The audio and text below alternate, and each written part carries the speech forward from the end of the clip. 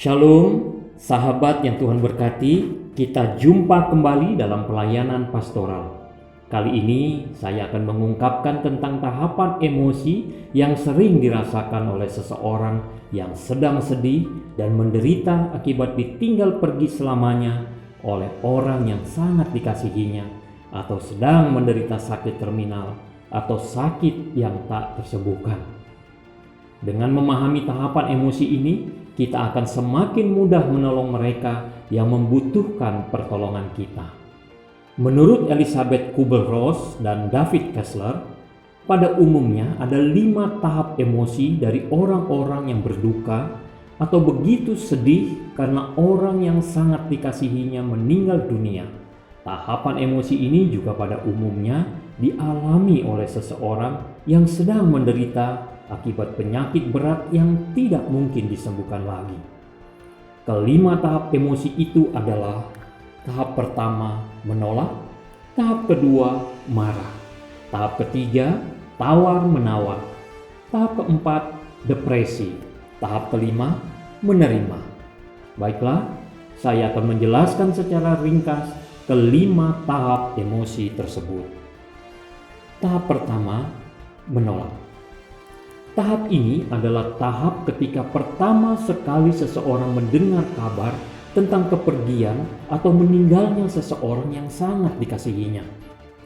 Atau tahap ketika dia pertama sekali mendengar vonis dokter bahwa dia menderita penyakit berat yang tidak mungkin disembuhkan lagi. Ketika itu, reaksi pertama orang tersebut adalah menolak untuk percaya. Tidak mungkin ini terjadi. Dia pasti masih hidup. Atau, dokter pasti salah mendiagnosis penyakit saya. Pasti saya bisa disembuhkan. Perasaan menolak atau tidak percaya ini mendorong yang bersangkutan untuk mencari informasi yang pasti tentang kepergian atau meninggalnya orang yang sangat dikasihinya itu. Atau jika itu terkait dengan penyakit yang dia derita, dia akan berusaha memeriksakan diri kepada dokter yang berbeda. Intinya, dia tetap merasa tidak percaya dan belum bisa menerima kenyataan yang ada. Ada perasaan sedih, gelisah, takut, ngeri, bercampur bingung dan khawatir. Pada tahap menolak ini, dunia seperti tidak berarti. Penolakan pun sering datang dalam bentuk mempertanyakan realitas. Apakah ini benar? Benarkah ini terjadi? Seseorang yang mengalaminya berada dalam kondisi terguncang. Akan tetapi, penyangkalan atau penolakan itu dapat membantu yang bersangkutan untuk mengurangi rasa sedih. Pada tahap ini, pelayan pastoral atau konselor perlu memberikan pendampingan dan menolong yang bersangkutan untuk menguatkan hati, sabar, dan tabah dalam menjalani kehidupannya. Ayat-ayat firman Tuhan dapat diberikan kepadanya untuk memperkuat iman dan mengarahkan yang bersangkutan untuk senantiasa berdoa dan berharap kepada Tuhan. Dia perlu diyakinkan bahwa Allah sangat mengasihinya. Tahap kedua, marah.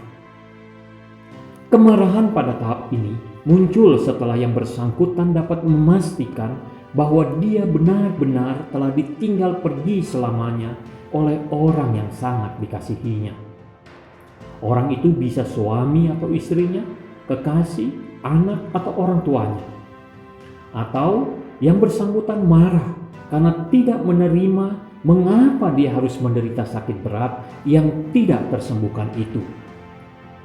Dia bisa marah dan menyalahkan orang-orang terdekatnya, menyalahkan diri sendiri, atau marah kepada keadaan atau kepada ketidakmampuannya mencegah hal itu terjadi. Dia juga bisa marah kepada siapa saja, bahkan kepada Tuhan. Dia merasa sedih sekali, panik, sakit hati, dan juga kesepian. Kepada Allah dia akan marah dan bertanya, "Di mana Engkau ya Allah? Di mana kasih-Mu? Di mana kekuasaan dan belas kasih-Mu? Apakah ini benar-benar kehendak-Mu? Untuk menolong yang bersangkutan yang sedang marah menghadapi kenyataan pahit yang dialaminya, pelayan pastoral atau konselor perlu berempati kepadanya. Karena itu, dalam tahap ini, pelayan pastoral harus lebih banyak mendengarkan keluh kesah konseli. Seseorang yang merasa bahwa kesedihan, kekalutan, dan kemarahan hatinya dapat dimengerti dan dirasakan oleh pelayan pastoral, maka perlahan-lahan hatinya akan teduh dan tenang kembali.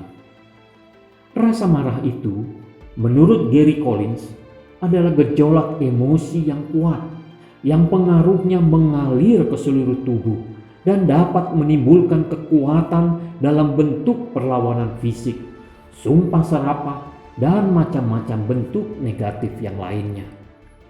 Pada tahap ini, jika kemarahan seseorang tidak dapat diatasi dengan baik, maka ini akan membuat dia mengalami gangguan kejiwaan.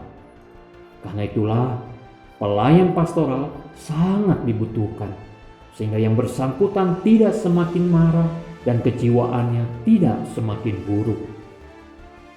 Tahap ketiga, tawar-menawar. Ketika seseorang telah melewati tahap penolakan dan kemarahannya mulai mereda, dia akan masuk ke tahap berikutnya, yaitu tahap tawar-menawar.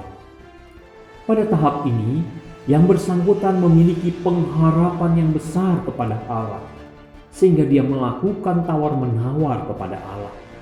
Dia berjanji atau bernazar kepada Allah akan melakukan ini dan itu jika Allah menghidupkan kembali seseorang yang dikasihinya itu. Atau jika dia menderita sakit berat yang tidak dapat disembuhkan lagi, dia berjanji atau bernazar kepada Allah untuk melakukan hal tertentu jika Allah berkenan menyembuhkannya. Tawar-menawar ini akan membuat dia menjadi lebih tenang sebab dia masih memiliki pengharapan bahwa Allah akan mengabulkan permintaannya. Akan tetapi, tawar-menawar ini akan sangat memukul perasaannya jika ternyata Allah tidak mengabulkan permintaannya. Memasuki tahap tawar-menawar ini, baik sekali jika pelayan pastoral atau konselor memberikan ayat-ayat firman Allah dan mendorong konseli untuk berserah kepada kehendak Allah. Tahap tawar-menawar ini sangat mengkhawatirkan, karena jika Allah tidak mengabulkan permintaannya, maka orang itu atau konseli merasa tidak punya harapan lagi dan dia akan masuk ke dalam tahap depresi. Karena itulah, pelayan pastoral atau konselor harus bisa mengarahkan konseli untuk tetap teguh percaya akan kebaikan Allah. Konselor perlu meyakinkan konseli bahwa apapun keadaan yang dialaminya, Allah tetap menyertai, mengasihi, dan memberkatinya. Tahap keempat, depresi. Tahap sebelumnya, yaitu tahap tawar-menawar, adalah tahap penentu apakah yang bersangkutan akan kuat menanggung penderitaannya atau justru merasa Allah meninggalkan dirinya, tidak mengasihinya, sehingga dia merasakan beban yang lebih berat lagi dan masuk ke tahap depresi. Apabila konseli yakin bahwa Allah akan mengabulkan permintaannya, maka dia akan merasa ada kekuatan baru untuk menanggung penderitaannya. Perlahan-lahan emosinya akan stabil dan dia akan lebih mendekatkan diri kepada Allah. Dia akan lebih sering berdoa dan membaca firman Allah dan beribadah kepadanya.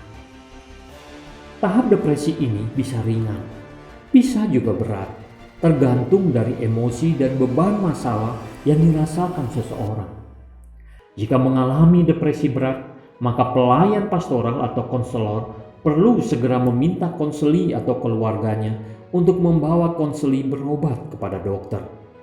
Jika sudah mengalami gangguan kejiwaan, maka perlu dikonsultasikan kepada dokter spesialis kesehatan jiwa atau psikiater. Pada tahap depresi berat ini, seseorang bisa saja berniat bunuh diri. Karena itulah, memasuki tahap ini, pelayan pastoral dan keluarga konseli harus selalu menopang dan menguatkan konseli. Keluarga perlu selalu mendampingi konseli dan memberikan kasih sayang mereka. Perlu mengajak konseli untuk selalu mendekatkan diri kepada Allah, berdoa, dan beribadah kepadanya. Konseli perlu diyakinkan bahwa keluarga sangat mengasihi dia, terlebih lagi Allah. Tahap kelima, menerima. Setelah berhasil melewati tahap depresi, konseli akan sampai pada tahap akhir, yaitu tahap menerima. Pada tahap ini, pelayan pastoral atau konselor masih perlu terus menguatkan konseli untuk selalu dekat dan menjalin komunikasi yang baik dengan Allah. Dengan begitu, konseli akan terus berpengharapan kepada Allah. Konselor juga perlu memperkuat keyakinan konseli bahwa Allah sangat mengasihinya. Allah senantiasa menyertai dan memberkatinya. Dengan begitu, konseli akan memasuki tahap penerimaan dengan penuh semangat. Pada tahap menerima ini, konseli tidak lagi menolak, marah, atau tawar-menawar dengan Allah, tetapi sudah mulai menerima kenyataan bahwa dia telah ditinggal selamanya oleh orang yang sangat dikasihinya. Atau dia telah menerima kenyataan bahwa penyakitnya tidak dapat disembuhkan dan usianya tidak akan panjang. Dia juga sudah siap sedia jika harus meninggalkan keluarganya. Pada tahap menerima kenyataan ini, konseli mulai melihat kemungkinan adanya hari-hari yang lebih baik ke depan untuk dia mempersiapkan diri menghadapinya. Dia mulai kembali bersemangat dan menikmati hidupnya. Dia mulai menjalin hubungan dengan teman-teman dan saudara-saudaranya. Dia mulai bergerak, berubah, tumbuh, dan berkembang. Dia mulai menjangkau orang lain dan terlibat dalam kehidupannya. Pada akhirnya, konseli akan mengerahkan pikiran dan tenaganya untuk memulai kehidupannya yang baru.